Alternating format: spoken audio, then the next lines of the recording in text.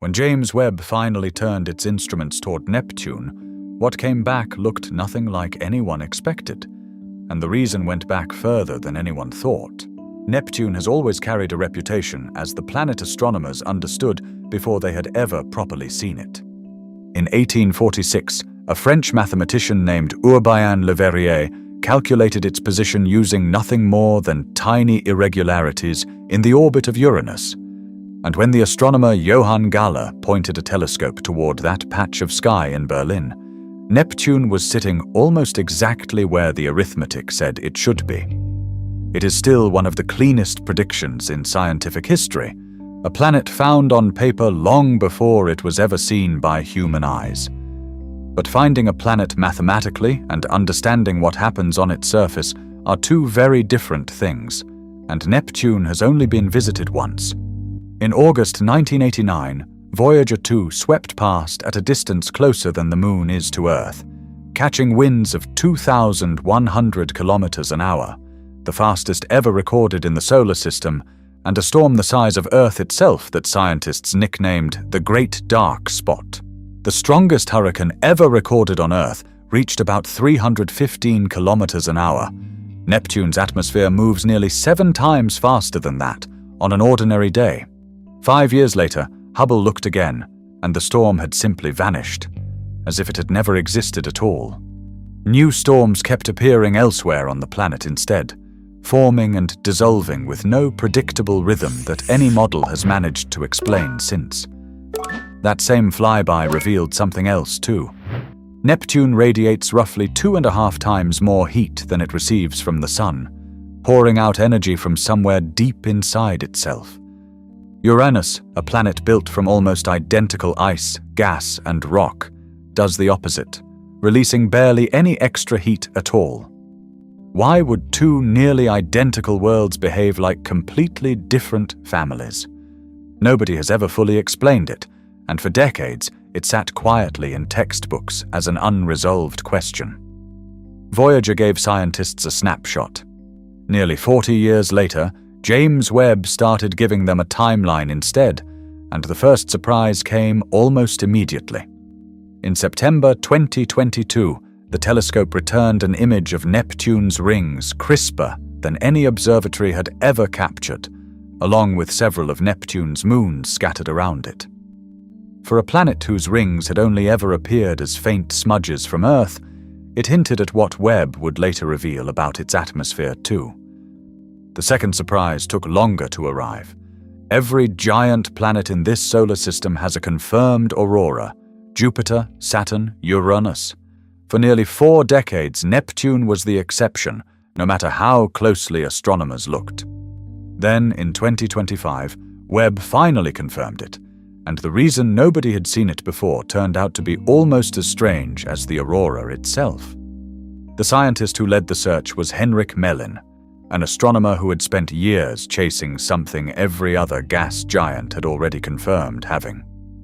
When the data Webb had captured back in 2023 was finally analyzed, he didn't just see a faint smudge of light.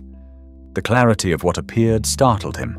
The answer had been hiding in plain sight since 1989. When Voyager 2 flew past Neptune, it recorded the temperature of the planet's upper atmosphere for the only time before Webb. Comparing that old measurement to the new one, Mellin found that Neptune's upper atmosphere had cooled by several hundred degrees since the flyby, leaving the temperature roughly half of what Voyager 2 had recorded.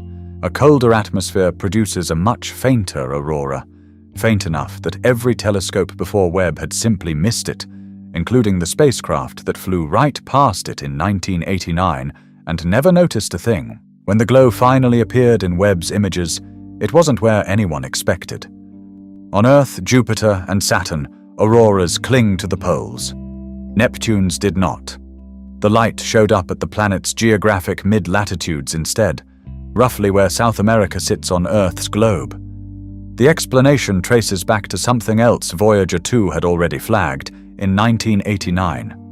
Neptune's magnetic field is tilted 47 degrees from its spin axis and shoved off-center, so the aurora simply follows the field lines, not the geography anyone assumed. Heidi Hammel, an astronomer with the Association of Universities for Research in Astronomy, had helped design the observing program that made the discovery possible. It took an instrument sensitive enough to work in the right wavelength of infrared light to finally confirm what everyone had assumed was there all along, closing out the last unconfirmed aurora among the solar system's giant planets. Lee Fletcher, a co-author on the discovery, called the observations a window onto the one ionosphere among the giant planets that had stayed hidden until now, and noted the same instrument will likely be essential for future missions to Uranus or Neptune. But closing that one mystery didn't settle the bigger picture around Neptune. If anything, it reopened it, because the third surprise was still waiting. In 2022, astronomers led by Michael Roman compared years of infrared images from Gemini and Subaru and found that Neptune's global temperatures had been quietly dropping for almost 2 decades, only for the planet's south pole to suddenly warm by roughly 11 degrees Celsius between 2018 and 2020. How does a swing that fast happen on a world where a single season lasts around 40 years? The researchers who found it still don't fully agree on why. Some argue the spike could still be seasonal, arriving on a timescale nobody had modeled, since no one had tracked a full Neptunian season this precisely before. Others suspect it may track the Sun's own 11-year activity cycle, since Neptune's overall brightness has also been shown to rise and fall in step with solar output. Neither explanation has been ruled out. The disagreement matters beyond one distant blue world. Neptune-sized planets are among the most common ones astronomers have found orbiting other stars, far more common than worlds the size of Earth or Jupiter, and much of what's used to model those atmospheres was built on assumptions drawn from a single flyby decades ago. If a planet this well-studied can shift its own climate and hide an aurora in plain sight, the models built from it may need to shift as well. There is something unsettling about how long Neptune kept these secrets. For 34 years, a single 3-day flyby was treated as a complete picture, the same way a single photograph taken from a passing car might be mistaken for a full understanding of a city. Nobody planning Webb's mission expected the telescope to reveal that the picture had never stopped moving.